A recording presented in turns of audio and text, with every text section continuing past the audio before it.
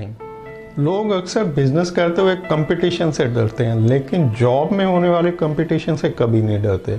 मतलब अगर उनको कोई छोटी जॉब मिल जाए तो उनके ऊपर बहुत सारे लोग बैठे होते हैं और उन्होंने कभी इस खौफ का इजहार नहीं किया कि यार मेरे ऊपर इतना पढ़ा लिखा बंदा या इतना तजर्बे का बंदा बैठा है, फिर उसके ऊपर एक और इतनी क्वालिफिकेशन तजर्बे का, फिर उसके ऊपर तो मैं कैसे कब कितनी देर में तरक्की करते हुए ऊपर जाऊंगा। तो ये तो बहुत लंबी लाइन लगी हुई है।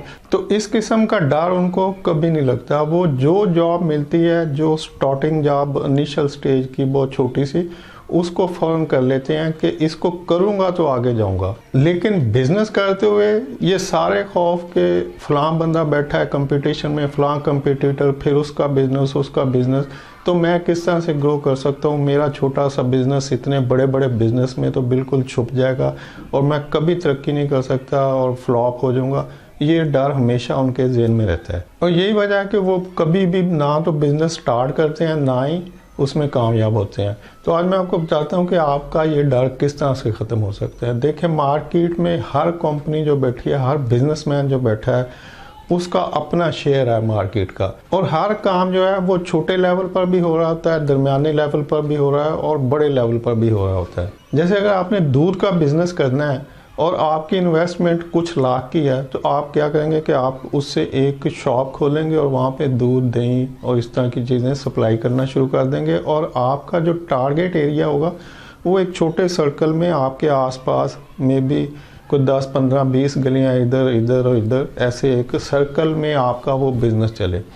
लेकिन आपके दिल में जो खौफ है वो ये है कि यार वो नेस्ले वाले बैठे हैं, हलीब वाले बैठे हैं, फलां कंपनी, तो मैं इतनी बड़ी कंपनियों में अपना दूध किस तरह से सेल कर सकूंगा। यानी जो खौफ है वो उन लोगों से है जिनसे आपका कंपटीशन ही नहीं है। आपको हमेशा अपना खौफ का इजहार उन लोगों से करना चाहिए जो कि आपके साथ बैठे हैं, कि जी आपके साथ दूसरी गली में जो बंदा बैठा है वो आपका कंपटीटर है। तो उसको तो आप सोच ही नहीं रहे, आप उसको सोच रहे हैं जो आपका कंपटीशन ही नहीं है।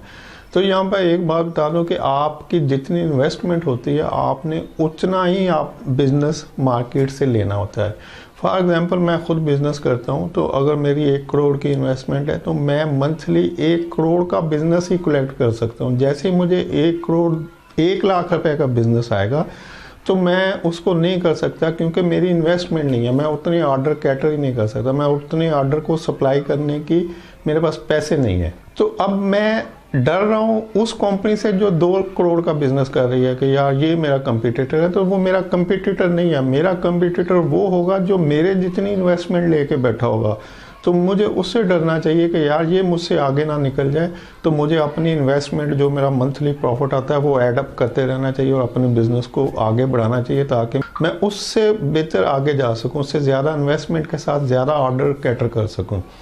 तो याद रखें कि कभी भी बिजनेस, जिस तरह से आप जॉब स्टार्ट करते हुए नहीं फिक्र करते कि यार कोई नहीं, तरक्की कर लूँगा, अभी स्टार्ट तो करूं, तो ऐसे बिजनेस भी यही तरीका है कि आप स्टार्ट करें, आप उसमें तरक्की कर जाएंगे। टाइम लगेगा, लेकिन जिस तरह से जॉब में टाइम लगता है, इस तरह बिजनेस में भी लगेगा और आप ग्रेजुअली उसमें ग्रो करते जाएंगे। जितनी भी बड़ी कंपनीज हैं जो कंट्री वाइड या इंटरनेशनली वर्ल्ड वाइड, उन्होंने इसी तरह से ग्रो किया। मैं खुद एविडेंस हूँ। मैं एक फूड कंपनी में काम करता था, तो वो जो ऑनर थे उनके, वो कहते थे कि हम कड़ाव में एक रेड सिरप है, पाकिस्तान का बड़ा ब्रांड है, बल्कि नंबर 1 ब्रांड है, और उसने इंडिया से कोई 150 साल पहले स्टार्ट होने वाले एक रेड सिरप को compete करते हुए उससे आगे निकल गया। क्वालिटी में, सेल में, प्राइस में नंबर 1 प्रोडक्ट। अगर उसकी हिस्ट्री को देखें तो मैं 15 से 20 साल पीछे वो बिल्कुल एक नॉर्मल प्रोडक्ट थी, और जो ऑनर थे वो कहते कि हम कड़ाव में उस सिरप को बनाते थे और फिर बोतलों में ठंडा करके बोतलों में पैक करते थे, अपने हाथ से डब्बे, कार्टन, ये वो सब करना 2-4 लोगों ने मिलके, और फिर उसकी सेल होती थी। कोई एक बोतल किसी ने ले ली, 2 ले ली, फिर शॉप पे रखना शुरू कर दिया, और वो शॉप भी सिर्फ एक सर्टेन एरिया जो उनके आसपास था वहाँ पे रखने शुरू कर दिए कि भाई दुकान वाले से कहा रख लो, बिक जाएगा तो पैसे दे देना। तो वहाँ से बिकना शुरू हुआ, तो फिर थोड़ी 2-4 गलियाँ और ऐड की, एक और बाज़ार ऐड किया, फिर सिटी का दूसरा हिस्सा, फिर तीसरा हिस्सा, ऐसे आस्ता आस्ता फैलता गया। और जितना वो फैलता गया, प्रॉफिट जो है वो एडअप करते गए, प्रोडक्शन बढ़ाते गए, और 15 से 20 साल के अंदर अंदर वो ब्रांड मुल्क का नंबर 1 ब्रांड बन गया। तो अभी जितना भी अगर आप रमज़ान में देखो तो आप इस रेड सिरप के बगैर रमज़ान नहीं गुजरता लोगों का, गर्मियाँ नहीं गुजरती। मतलब ये बड़े इंटरनेशनल ब्रांड को कम्पीट कर रहा है और पाकिस्तान में 2 ही रेड सिरप के ब्रांड है। तो मैं जो कि खुद इसमें कंपनी में काम करता हूँ तो इसलिए मैं वो एग्जाम्पल आपको बता रहा हूँ कि किसी भी बिज़नेस को ग्रो करने के लिए 5 से 10 साल के अंदर अंदर टाइम में वो आगे निकल जाता है, बशर्ते कि आप उसमें कांस्टेंट रहे, लगे रहें, उसमें स्ट्रगल करते रहें, उसकी प्रोडक्ट की क्वालिटी को मेंटेन रखें और उसमें R&D करते रहें, उसको आगे क्वालिटी को और इम्प्रूव करते रहें।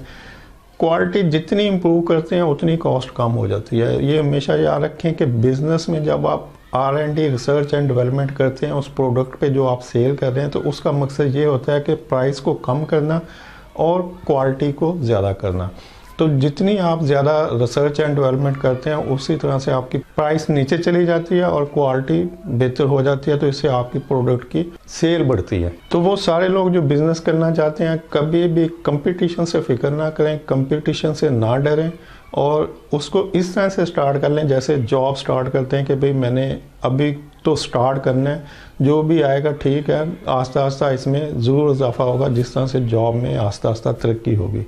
उम्मीद है इन्फॉर्मेशन पसंद आएगी। वीडियो देखने के लिए शुक्रिया। अल्लाह हाफिज़।